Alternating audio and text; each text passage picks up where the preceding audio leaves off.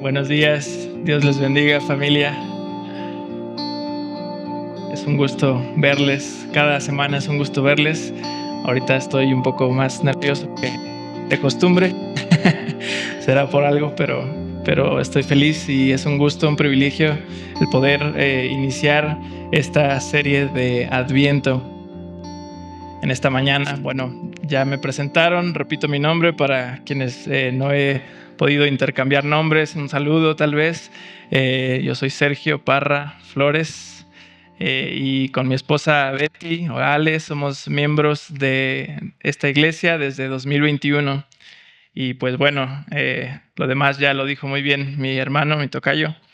Es una ocasión especial porque pues oficialmente estamos en diciembre y cada año tomamos 4 semanas para hablar de temas en torno a la Navidad. Quisiera comenzar un poquito comentando por qué hacemos esto. Saben que pues, las naciones cristianas alrededor de todo el mundo festejamos en este mes y conmemoramos que el único Dios verdadero se hizo carne, se hizo hombre hace más de 2000 años y estuvo entre nosotros, pisando esta tierra como un ser humano. Ese es el evangelio que Dios había prometido a Adán, a Abraham, a Isaac, a Jacob, a David, que Dios iba a enviar su reino por medio de su ungido, el Mesías. Y en esa primera manifestación de nuestro Señor Jesús, Él inauguró los últimos tiempos y trajo el reino de Dios. Estamos en el reino de Dios. Amén.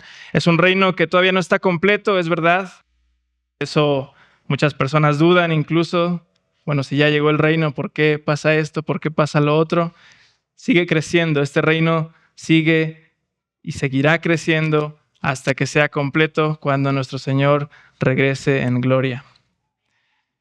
Y bueno, lo importante es el hecho, no tanto la fecha, pero si hablamos un poquito de las fechas, pues hay que comentar, por ejemplo, que en los primeros 300 años de la iglesia cristiana no se festejaba la Navidad, no se le daba el peso que le damos nosotros hoy en día. No fue sino hasta mediados del siglo IV que ya empezó a figurar en el calendario de la iglesia cristiana, y en un inicio no había un consenso en cuanto a la fecha en la cual celebrarlo, porque pues para empezar no sabemos a ciencia cierta la fecha exacta en la que Jesús nació. Más bien, si algo podemos saber con bastante seguridad el día de hoy, es que Jesús no nació un 25 de diciembre del año 1. Está ampliamente documentado que Herodes el Grande, que fue el que ordenó la matanza de los niños con el fin de acabar con el Cristo, murió el 4 antes de Cristo. Entonces, irónicamente, Jesús tuvo que haber nacido cerca del año 4 antes de Cristo, ¿verdad? Tampoco pudo haber nacido un 25 de diciembre o en diciembre, porque recordarán que algunos pastores se encontraban cuidando a sus rebaños una noche en la que los ángeles del cielo anunciaron que el Cristo había nacido en Belén de Judea. Y bueno, resulta que en invierno los pastores no sacan a sus rebaños porque hace mucho frío. Entonces, la evidencia más bien apunta a que Jesús pudo haber nacido en septiembre o octubre del año 4 antes de Cristo, ya dijimos. Pero no se preocupen, no hay que rasgarse las vestiduras, porque la historia nos ha llevado a celebrar la Navidad el 25 de diciembre. Tampoco participamos de paganismo por poner un arbolito en nuestra sala o incluso en el lugar en donde nos reunimos como iglesia. No está mal, no pasa nada. No pasa nada si compramos obsequios para nuestra familia en estas fechas, si hacemos algún intercambio, incluso si se le permite a los niños la ilusión de que un gordito vestido de rojo va a traerles regalos. No nos juzguemos unos a otros por estos detalles. No entremos en controversias. Más bien, como dice Pablo, cada uno esté convencido según su propio sentir. El que guarda cierto día, para el Señor lo guarda. Amén. Y bueno, después de este preámbulo, les voy a pedir que abramos nuestras Biblias en el Evangelio según San Lucas, capítulo 1. Evangelio de Lucas, capítulo 1. Y antes de dar lectura a los primeros 38 versículos, un pasaje un poco largo, pero antes de leer los primeros 38 versículos, les pido que me acompañen una vez más en oración. Señor Dios, Padre nuestro, reconocemos que tú estás por encima de nosotros, que tú eres absolutamente trascendente y que tu nombre es santo, santo, santo. Te pedimos que la santidad de tu nombre sea evidente en nuestras vidas, en nuestras familias, en nuestro país. Señor, que cada uno, que cada lengua reconozca que tu nombre es santo. Señor, gracias porque trajiste tu reino con Jesús. Gracias porque ese reino, aunque empezó como una pequeña semilla, hoy nos ha alcanzado hasta este continente, hasta este siglo y sigue creciendo. Señor, gracias por tu reino en Cristo. Gracias por tu Hijo Jesús. Sigue trayendo ese reino. Te lo pedimos hasta que sea completo, Señor. Danos en esta mañana tu palabra para dirigir nuestros corazones, Señor. Así como nos provees de todo lo físico, danos también la guía de tu Espíritu para saber cómo conducirnos en esta vida. Perdona nuestros pecados, Señor, y pon perdón en nuestros corazones si es que nos hemos sentido ofendidos por alguien. Líbranos de las tentaciones que nos quitan la paz, Señor, de las pruebas que nos tambalean, pero si nos metes en ellas, fortalece nuestra fe y ayúdanos a tener una paz que sobrepasa todo entendimiento. Te lo pedimos en el nombre de tu Hijo Jesús. Amén. Dice Lucas 1, del 1 al 38. Por cuanto muchos han tratado de poner en orden y escribir una historia de las cosas que entre nosotros son muy ciertas, tal como nos las dieron a conocer los que desde el principio fueron testigos oculares y ministros de la palabra, también a mí me ha parecido conveniente, después de haberlo investigado todo con diligencia desde el principio, escribírtelas ordenadamente, excelentísimo Teófilo, para que sepas la verdad precisa acerca de las cosas que te han sido enseñadas. Hubo en los días de Herodes, rey de Judea, cierto sacerdote llamado Zacarías, del grupo de Abías, que tenía por mujer una de las hijas de Aarón que se llamaba Elisabet. Ambos eran justos delante de Dios y se conducían intachablemente en todos los mandamientos y preceptos del Señor. No tenían hijos porque Elisabet era estéril y ambos eran de edad avanzada. Pero aconteció que mientras Zacarías ejercía su ministerio sacerdotal delante de Dios, según el orden indicado a su grupo, conforme a la costumbre del sacerdocio, fue escogido por sorteo para entrar al templo del Señor y quemar incienso. Toda la multitud del pueblo estaba afuera orando a la hora de la ofrenda de incienso, y se le apareció a Zacarías un ángel del Señor de pie a la derecha del altar del incienso. Al verlo, Zacarías se turbó y el temor se apoderó de él. Pero el ángel le dijo: no temas, Zacarías, porque tu petición ha sido oída, y tu mujer Elisabet te dará a luz un hijo, y lo llamarás Juan. Tendrás gozo y alegría, y muchos se regocijarán por su nacimiento, porque él será grande delante del Señor. No beberá vino ni licor, y será lleno del Espíritu Santo aún desde el vientre de su madre, y hará volver a muchos de los israelitas al Señor su Dios. Él irá delante del Señor en el espíritu y poder de Elías para hacer volver los corazones de los padres a los hijos y a los desobedientes a la actitud de los justos, a fin de preparar para el Señor un pueblo bien dispuesto. Entonces Zacarías dijo al ángel: ¿cómo podré saber esto? Porque yo soy anciano y mi mujer es de edad avanzada. El ángel le respondió: yo soy Gabriel, que estoy en la presencia de Dios y he sido enviado para hablarte y anunciarte estas buenas nuevas. Así que te quedarás mudo y no podrás hablar hasta el día en que todo esto acontezca, por cuanto no creíste a mis palabras, las cuales se cumplirán a su debido tiempo. El pueblo estaba esperando a Zacarías y se extrañaba de su tardanza en el templo.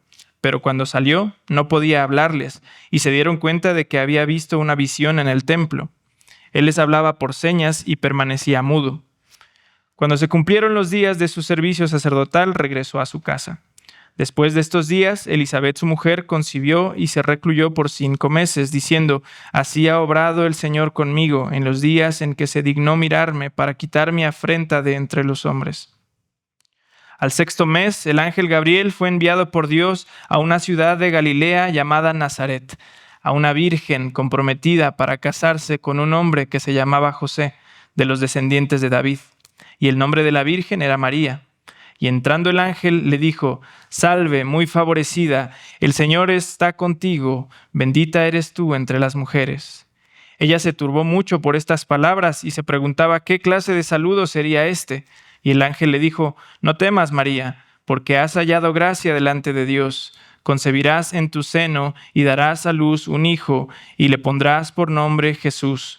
Este será grande y será llamado Hijo del Altísimo, y el Señor Dios le dará el trono de su padre David, y reinará sobre la casa de Jacob para siempre, y su reino no tendrá fin. Entonces María dijo al ángel: ¿Cómo será esto, puesto que soy virgen? El ángel le respondió: El Espíritu Santo vendrá sobre ti, y el poder del Altísimo te cubrirá con su sombra. Por eso el niño que nacerá será llamado Hijo de Dios. Tu parienta Elisabet en su vejez también ha concebido un hijo, y este es el 6º mes para ella, la que llamaban estéril, porque ninguna cosa será imposible para Dios. Entonces María dijo: Aquí tienes a la sierva del Señor, hágase conmigo conforme a tu palabra. Y el ángel se fue de su presencia. Amén. Bueno, este es el pasaje que nos servirá de eje para comenzar esta serie. Perdón, un segundo.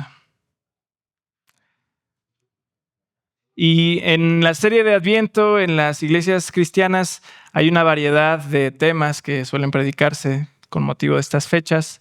En el caso particular de Doxa, nosotros comenzamos hablando de la paz. Aquí pueden ver, bueno, lo estoy bloqueando en realidad, ¿verdad? La paz. Segunda semana hablaremos de la esperanza. La tercera hablaremos del amor. Y terminaremos hablando del gozo. Y estos son temas. Esta palabra es importante porque hay una diferencia entre una predicación expositiva y una predicación temática. Quiero que lo tengamos en cuenta para que no les extrañe un poco el formato de esto que les estoy compartiendo. En una predicación expositiva, como son las que tenemos la bendición de escuchar cada domingo, casi cada domingo aquí en nuestra iglesia, lo que se busca es avanzar con cada parte del texto, buscando la estructura que está dentro del mismo. En este caso, por ejemplo, siendo una narrativa histórica, nosotros típicamente habríamos visto cuál es el ambiente de este texto, cuál es el conflicto, cuál es el clímax, cuál es la resolución y cuál es el nuevo ambiente. Eso habría sido normalmente nuestra manera de acercarnos a esto. Pero en una predicación temática como será esta, más bien vamos a buscar qué es lo que la Biblia dice en general sobre algún tema, sobre alguna doctrina. En este caso, repito, la paz y su relación con la primera llegada de nuestro Señor Jesús. Entonces me encargaron que aprendiera la primera velita acerca de la paz. Tal vez ahorita se apague, no se preocupen, no pasa nada. Pero ahí está, la paz.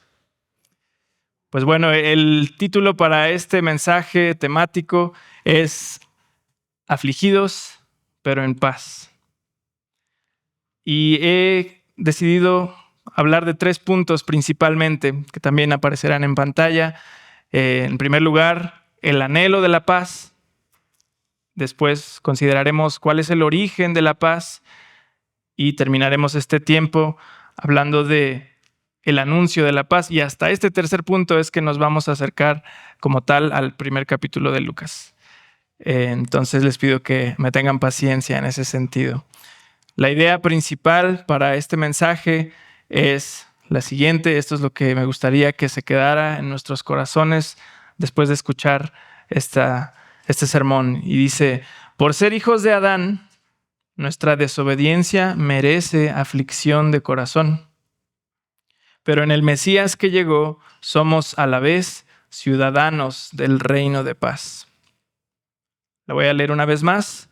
Por ser hijos de Adán, nuestra desobediencia merece aflicción de corazón, pero en el Mesías que llegó somos a la vez ciudadanos del reino de paz. Pasemos entonces al primer punto de este mensaje, que es el anhelo de la paz. Vamos a comenzar hablando cómo nuestro mundo hoy en día es un mundo sin auténtica y perdurable paz. Y después estableceremos un paralelo en cómo era el tiempo de Israel, en el que, antes de que aconteciera lo que Lucas registra, también un tiempo sin paz. Pero comencemos hablando de nuestra realidad el día de hoy. Podríamos hablar sin duda de diferentes situaciones alrededor del mundo. Hemos escuchado de conflictos armados, de rumores de guerras, por ejemplo, Rusia, Ucrania, ¿verdad? La interminable lucha en Palestina también. Podríamos hablar de las hambrunas, de las pandemias. Tenemos muy fresco en la memoria esta pandemia de COVID-19 que pues azotó a todo el mundo y nos dejó tal vez sin algunos amigos, sin algunos familiares o con alguna secuela después de habernos enfermado. Pero más bien quiero que nos enfoquemos en un nivel personal, un nivel humano. Y en ese sentido, quiero contarles que el 10 de octubre se conmemoró, mejor dicho, el Día Mundial de la Salud Mental. Y en este año se dieron a conocer ciertas estadísticas que dicen que el sistema de salud mexicano atendió a más de 300,000 personas con diversos padecimientos como demencia, trastornos en la conducta, autismo, TDAH, estrés postraumático, bipolaridad, psicosis, etc. Pero los problemas más prevalentes, más del 70% de las personas que buscaron ayuda en estas instituciones padecieron o padecen depresión, ansiedad. Depresión o ansiedad, ¿verdad? Son dos cosas un tanto diferentes, aunque a veces se presentan lamentablemente la misma persona. Y los rangos de edad también me llamaron la atención porque ese 70% de personas deprimidas y ansiosas tenían entre 20 y 49 años de edad. ¿Quién tiene aquí entre 20 y 49 años? ¿Pueden levantar la mano, por favor? Entre 20 y 49. Pues bastantes de nosotros tenemos esas edades. Y dice la Organización Mundial de la Salud que en todo el mundo alrededor del 5% de los adultos padecen o han padecido depresión y alrededor del 4% ansiedad.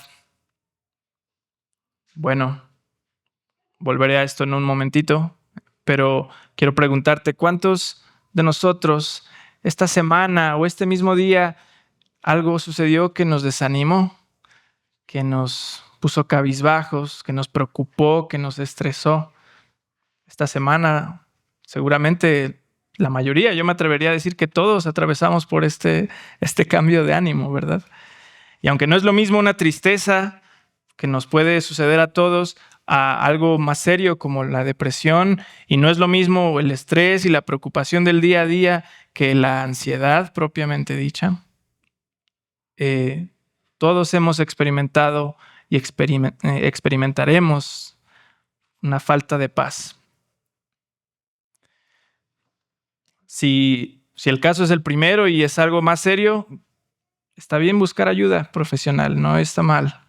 Hay que hacerlo, ¿verdad? Si además de tristeza se siente una sensación de vacío, ya no disfrutas las cosas que antes te causaban interés o gozo, te sientes fatigado la mayor parte del tiempo, sin energía, culpable, sin valor.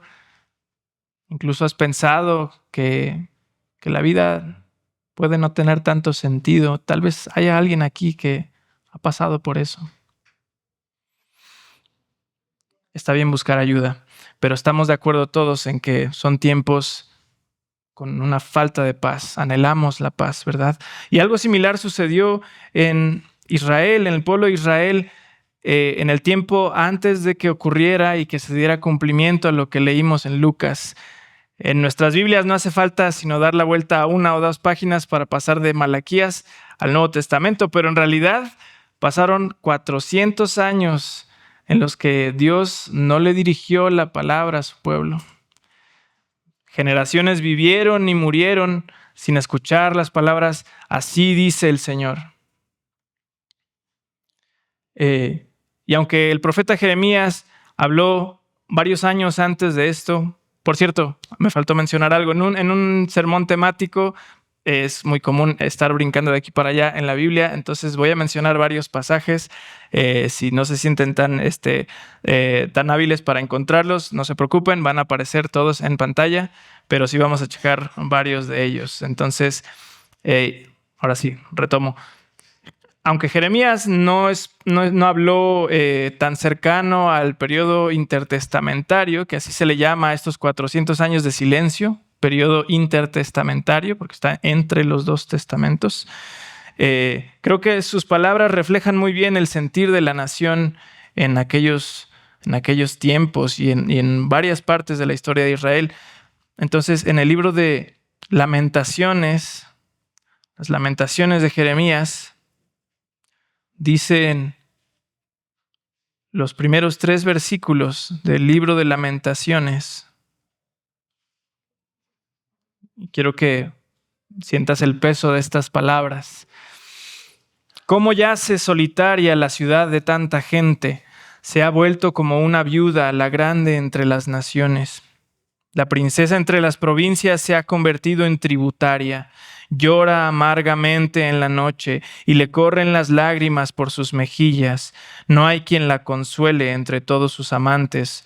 Todos sus amigos la han traicionado, se han convertido en sus enemigos. Judá ha ido al destierro bajo aflicción y bajo dura servidumbre. Ella habita entre las naciones, pero no halla descanso. Todos sus perseguidores la han alcanzado en medio de la angustia. El título mismo del libro nos da una idea del tono de estas palabras, ¿verdad? Son lamentos. Y la historia de Israel es en buena parte un ciclo de destierros, un ciclo de cautividades, de opresión por parte de otras naciones. Recordarán que cuando recién estaban convirtiéndose en una nación numerosa, estuvieron 400 años como esclavos bajo dura servidumbre en Egipto. Y uno pensaría que después de haber sido liberados por Dios a través de Moisés, las cosas iban a mejorar, ¿verdad? Que iban a llegar directamente tal vez a la tierra prometida y todo iba a ir viento en popa. Pues no fue así. Basta avanzar un poquito en la Biblia para ver, por ejemplo, en el libro de los Jueces, que una y otra vez naciones vecinas los oprimían, los mataban, les quitaban sus tierras, los despojaban una y otra vez. No solo eso, sino en el año 722 a.C., el imperio asirio arrasó con el reino de Israel, el reino del norte. Después, conforme anunció Habacuc y otros profetas, el imperio babilonio llegó, sitió el reino de Judá, el reino del sur, destruyó el templo, se los llevó cautivos y allí también hubo gran lamento. Esto ocurrió en el 586 a.C. Después llegaron los medos, los persas y lo mismo. Israel era parte de todo lo que ellos tenían bajo su poder. Luego, en el siglo IV, llega Alejandro Magno y conquista todos esos territorios. Igualmente, no había autonomía para Israel. Y finalmente, a mediados del siglo I a.C., el general romano Pompeyo conquistó Palestina. Y aquí es entonces donde estamos llegando hacia lo que registra Lucas. Pero iban pasando de mano en mano entre naciones enemigas, naciones que los oprimían, repito. Estas naciones tenían dioses horrorosos y cultos que incluían orgías, borracheras, incluso quemar niños en sus altares. Y el entendimiento general en la antigüedad era que cuando una nación vencía a otra, en realidad lo que ocurría es que sus dioses estaban derrotando a los dioses de los conquistados. Entonces, lo que estas naciones pensaban era: Jehová es un diosecillo más que nuestros dioses más poderosos han derrotado. Es un trofeo más. ¿Se dan cuenta del anhelo de paz que había en los corazones de los israelitas? Pasemos ahora al segundo punto. Ya vimos que tanto nosotros hoy en día como los israelitas en todos estos años, a lo largo de toda su historia, anhelamos y anhelaron la paz. Ahora pensemos por qué. ¿Cuál es el origen de la paz? ¿Por qué Israel fue hecho tributario una y otra vez, despojados, sometidos, viendo su templo profanado? ¿Por qué hoy en día nosotros, cristianos y no cristianos por igual, pasamos por tristeza, pasamos por preocupación, por depresión, por ansiedad? ¿Por qué? Creo que lo vamos a entender de una buena manera si vamos al libro de Levítico, capítulo 26. Levítico 26, y en pantalla aparecerán algunos de los versículos. Dicen los versículos del 3 al 6 en Levítico 26. Si andan en mis estatutos y guardan mis mandamientos para ponerlos por obra, yo les daré lluvias a su tiempo, de manera que la tierra dará sus productos y los árboles del campo darán su fruto. Ciertamente su trilla les durará hasta la vendimia y la vendimia hasta el tiempo de la siembra. Comerán pues su pan hasta que se sacien y habitarán seguros en su tierra. Daré también paz en la tierra para que duerman sin que nadie los atemorice. Asimismo eliminaré las fieras dañinas de su tierra y no pasará espada por su tierra. Y unos versículos más adelante, en el versículo 14 dice: pero si ustedes no me obedecen y no ponen por obra todos estos mandamientos, si desprecian mis estatutos y su alma aborrece mis ordenanzas para no poner por obra todos mis mandamientos, quebrantando así mi pacto, yo por mi parte les haré esto: pondré sobre ustedes terror repentino, tisis y fiebre que consuman los ojos y hagan desfallecer el alma. En vano sembrarán su semilla, pues sus enemigos la comerán. Fijaré mi rostro contra ustedes para que sean derrotados delante de sus enemigos. Los que los aborrecen los dominarán, y ustedes huirán sin que nadie los persiga. Bueno, es Dios hablando de qué pasaba si obedecía el pueblo al pacto que Él les había dado y qué pasaba si no lo obedecían. Pero los apóstoles entendieron, Pablo particularmente entre ellos, que la historia de Israel también habla acerca de nosotros. También nos dice algo acerca de nosotros. Por ejemplo, en 1 de Corintios 10 dice: estas cosas sucedieron como ejemplo para nosotros. Hablando de algunos eventos del libro de los Números, por ejemplo. O en Romanos, Pablo dice también: porque todo lo que fue escrito en tiempos pasados, para nuestra enseñanza se escribió. Entonces, la historia de Israel también nos dice algo acerca de nuestra propia condición. Y conforme a lo que leímos en Levítico, te darás cuenta de que la paz no es, como dice la OMS, un derecho humano que nos corresponde simplemente por nacer. Tenemos derecho a la paz. Bíblicamente hablando, la paz es una condición del pacto. Dios da la paz en resultado a la obediencia a su pacto. Y es que todos estamos en un pacto con Dios. Desde Adán y desde que nacemos, cada uno de nosotros somos criaturas de Dios. Dios nos creó, no nosotros a nosotros mismos, ¿verdad? Él tiene derecho sobre nosotros y nos dice cómo vivir. Él ha puesto su ley en nuestro corazón y nuestra conciencia nos dice de parte de Dios, vive de esta manera y tendrás paz. Vive de esta manera y tendrás bienestar. Ama a Dios sobre todas las cosas. Ama a tu prójimo como a ti mismo y tendrás paz como resultado. Pero ¿qué es lo que sucede? Nosotros, desde Adán, le dijimos a Dios, no. Yo quiero ser mi propio Dios. Yo quiero ser mi propio rey. Yo quiero saber qué es lo que me conviene y qué es lo que no me conviene. ¿Te das cuenta? Quebrantamos el pacto de Dios. La falta de paz es una consecuencia de ello. La depresión, la ansiedad es una consecuencia de ello. Ahora, no estoy diciendo, quiero ser muy claro en esto, no estoy diciendo que Guillermo, no hay ningún Guillermo aquí, ¿verdad? ¿No? Israel Guillermo. No estoy diciendo que Guillermo está deprimido porque Guillermo no es cristiano, porque Guillermo se porta mal, por eso está deprimido.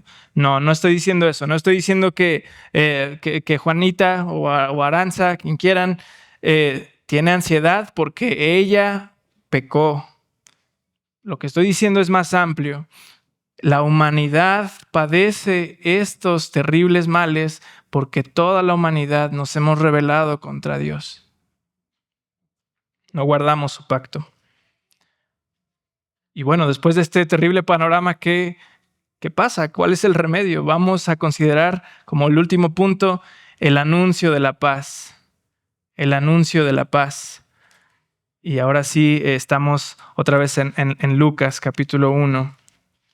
No vamos a volver a leer todo el pasaje, tal vez algunas partes, pero sí te pediría que lo tengas a la vista para ir observando conmigo algunas cosas. Lucas 1.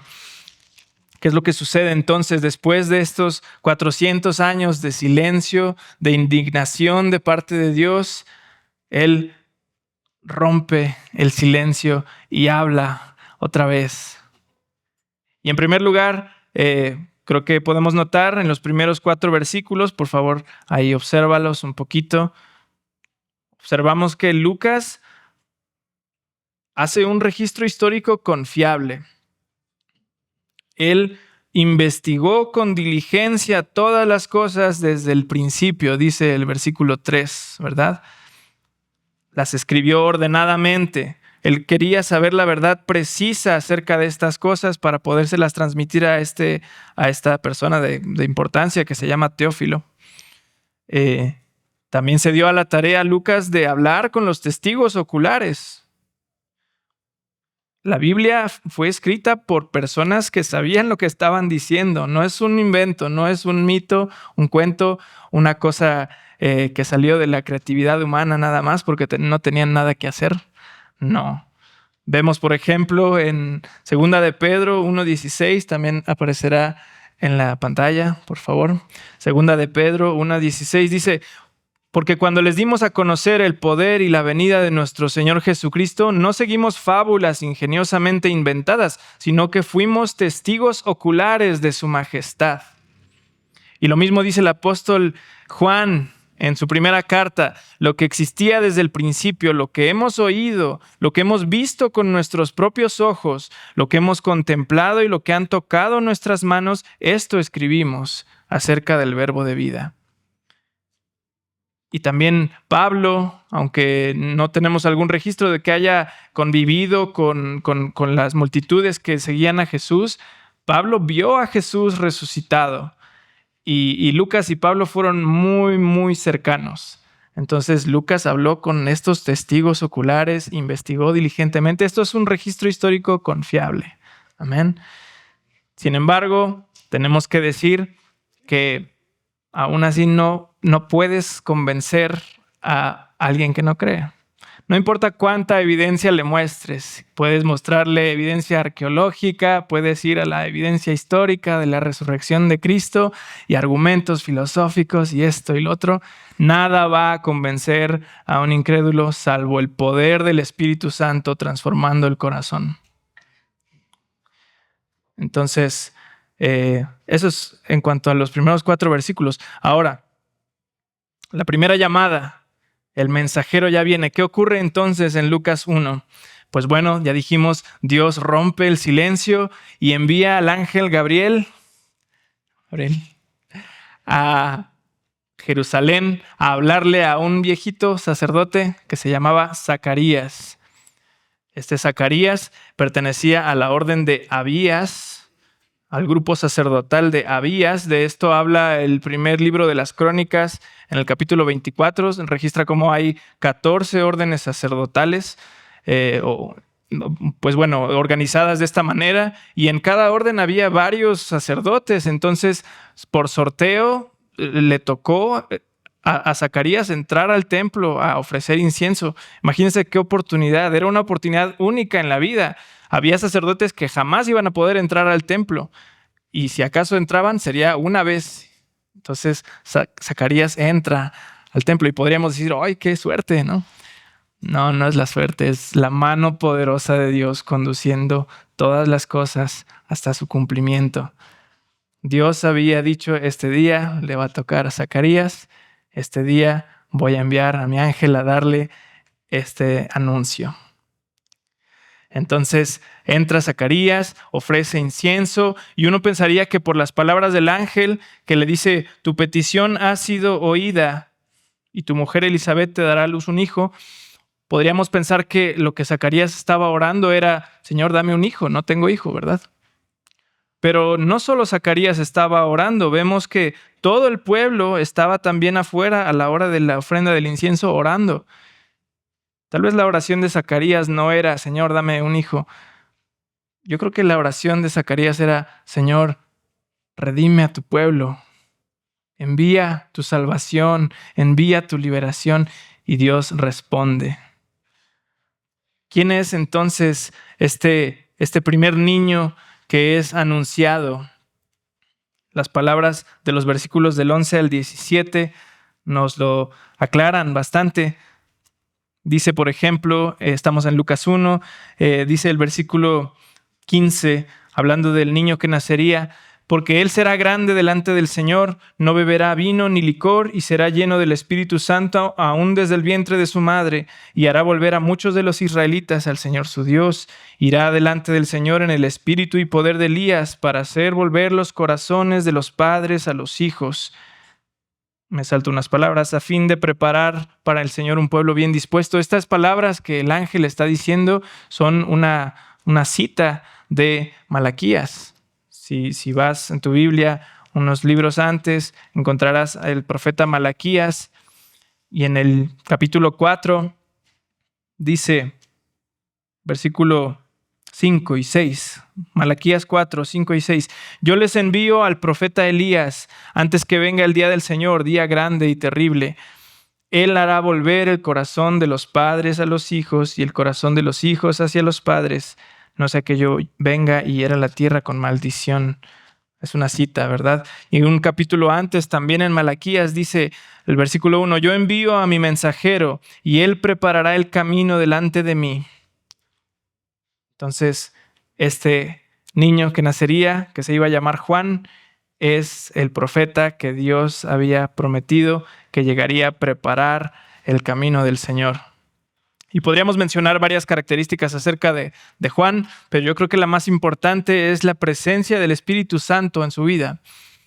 El ángel le anuncia que aún desde el vientre de su madre, Juan iba a ser lleno del Espíritu Santo. Esto es algo que nunca se había escuchado acerca de algún otro personaje. Normalmente, y en el Antiguo Testamento, el Espíritu Santo tenía más bien una presencia intermitente, de acuerdo a lo que nos dice la Biblia, ¿verdad? Llegaba, capacitaba a alguien el Espíritu Santo para llevar alguna tarea en particular y luego se iba otra vez. Llegaba, capacitaba y se iba, aunque por otro lado el Espíritu Santo nos sostiene en vida a absolutamente todos, ¿verdad? Las acciones del Espíritu Santo son muchas más de lo que a veces le atribuimos. Pero bueno, este Espíritu Santo iba a estar sobre Juan y también adelante vemos que estuvo sobre sus padres. El Espíritu Santo preparando todo.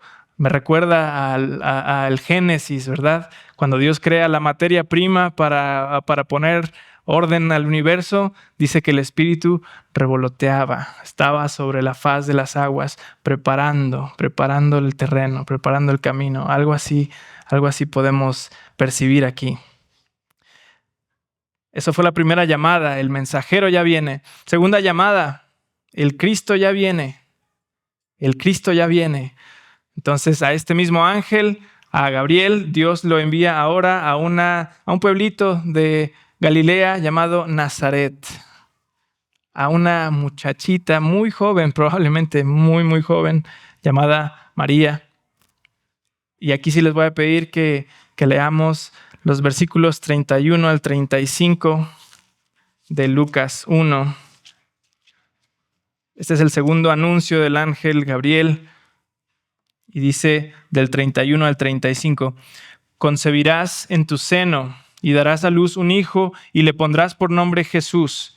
Este será grande y será llamado Hijo del Altísimo, y el Señor Dios le dará el trono de su padre David, y reinará sobre la casa de Jacob para siempre, y su reino no tendrá fin.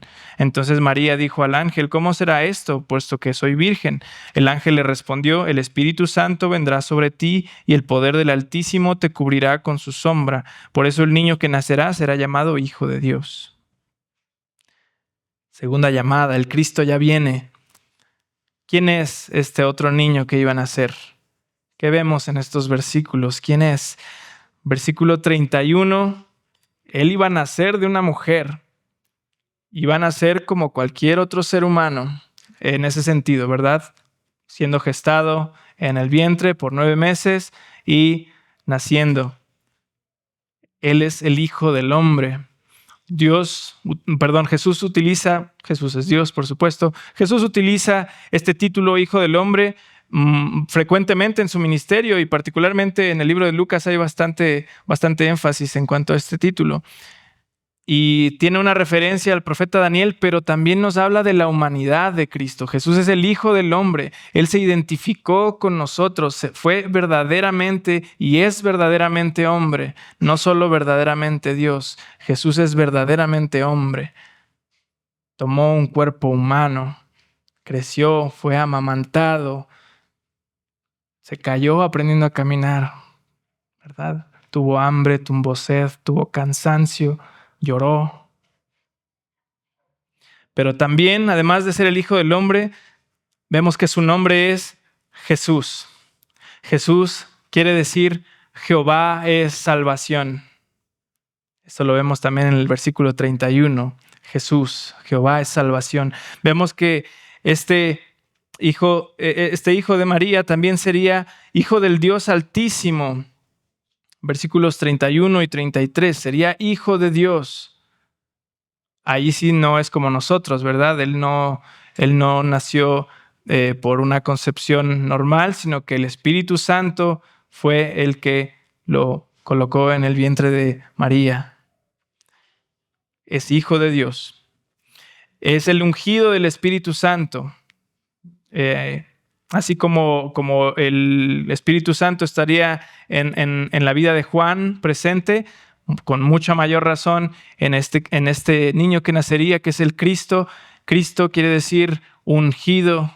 Mesías, Cristo, es lo mismo, ungido por el Espíritu Santo. Vemos que el Espíritu desciende sobre Jesús cuando es bautizado. El Espíritu le lleva al desierto a ser probado durante 40 días. El Espíritu le fortalece. El Espíritu Santo, en el libro de Lucas sobre todo, o en los libros de Lucas, también contando hechos, tiene un papel imprescindible.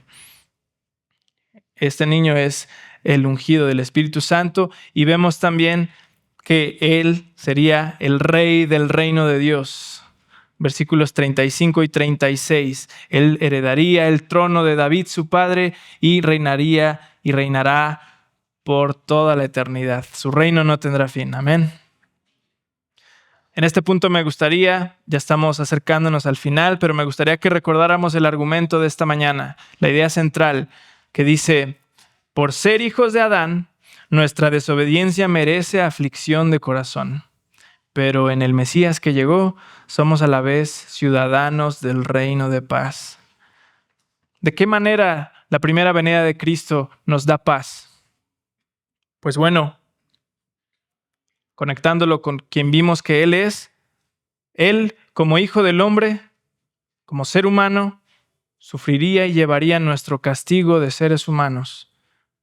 Él sufriría nuestro castigo. Fíjate cómo lo dice Isaías en el capítulo 53, un capítulo muy conocido que habla de los sufrimientos del Cristo.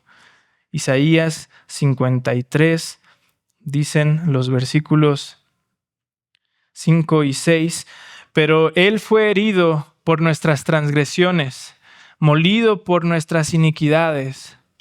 El castigo por nuestra paz cayó sobre Él, y por sus heridas hemos sido sanados. Todos nosotros nos descarriamos como ovejas, nos apartamos cada cual por su camino, pero el Señor hizo que cayera sobre Él la iniquidad de todos nosotros. Un poquito adelante, en el versículo 11 dice, debido a la angustia de su alma, Él lo verá y quedará satisfecho.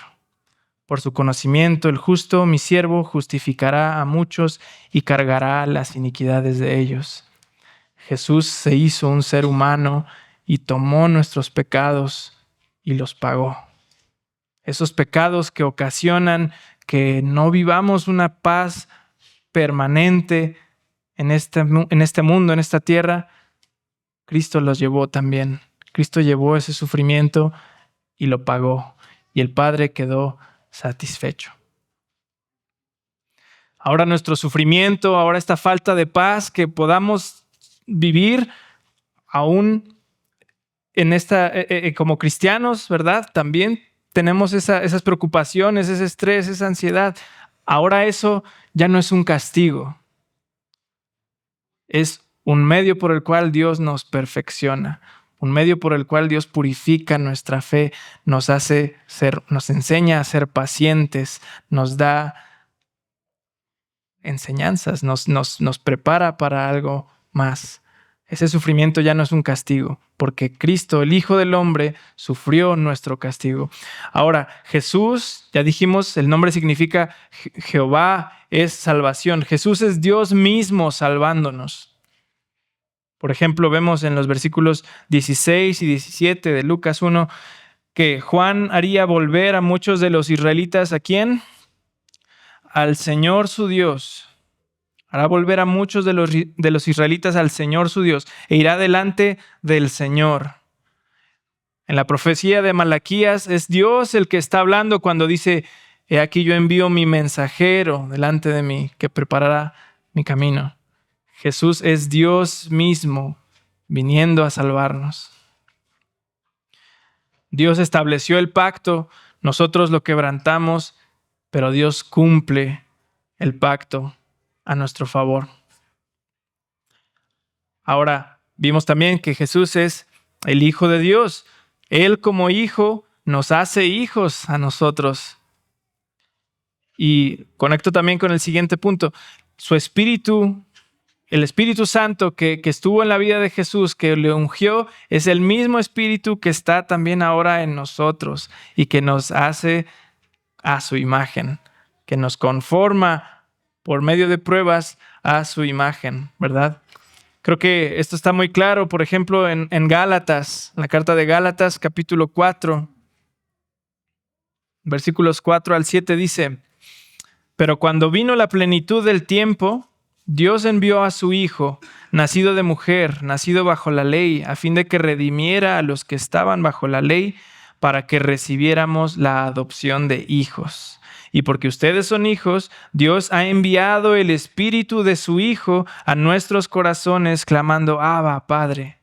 Por tanto, ya no eres siervo, sino hijo. Y si hijo, también heredero por medio de Dios.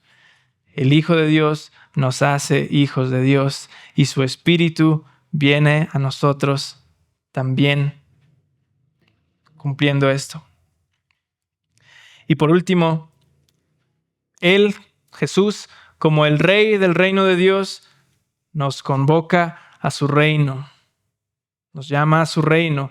Es un reino que no tendrá fin. Es un reino que fue prometido a David, la mejor época, el mayor esplendor que tuvo la nación de Israel fue en aquellos años, alrededor del año 1000 antes de Cristo, con el rey David. Pues Jesús cumple perfectamente eso. Él es el rey del reino de Dios. ¿De qué manera nos trae paz esto? Pues sabemos que Jesús es soberano sobre nuestras aflicciones.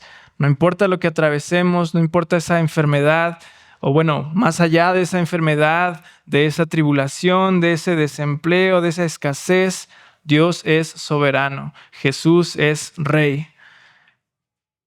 Y su reino es eterno. Nuestro sufrimiento es temporal. Nuestro sufrimiento va a acabar, pero el reino de Dios es eterno. Quiero cerrar este tiempo con algunas aplicaciones. La primera de ellas es más bien para aquellos que, aunque veo que no hay ningún visitante el día de hoy, pues aún así tal vez hay alguien que no ha depositado su confianza en Jesús. Para ti es esta primera aplicación que dice: soy un pecador contra el pacto de Dios. Pero Cristo lo cumple a favor de quienes creen en Él.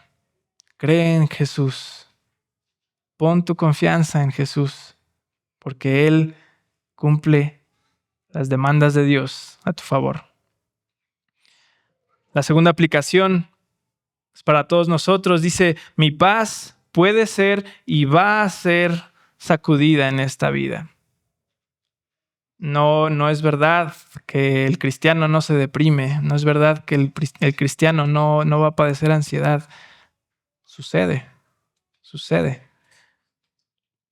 Pero esa aflicción, siguiente aplicación, esa aflicción ya no es un castigo. Nos perfecciona.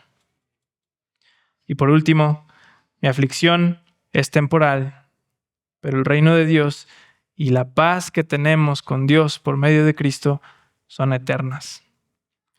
Les pido que nos pongamos de pie y que me acompañen a leer este último versículo que va a aparecer en pantalla antes de orar.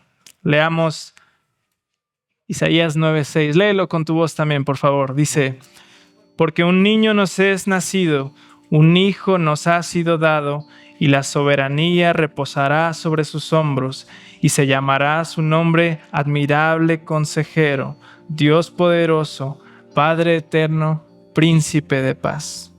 Oremos a nuestro Señor. Gracias, Señor Dios, porque Jesús es el cumplimiento de todo lo que estaba anunciado, Señor. Él es el cumplimiento de la salvación, porque en Él tú nos rescatas.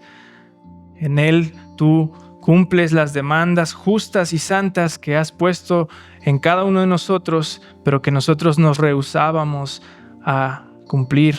Cristo lo cumple. Gracias, Señor, por Jesús, porque Él es también el cumplimiento del juicio.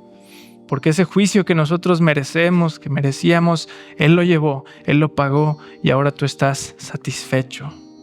Te alabamos por Cristo Jesús.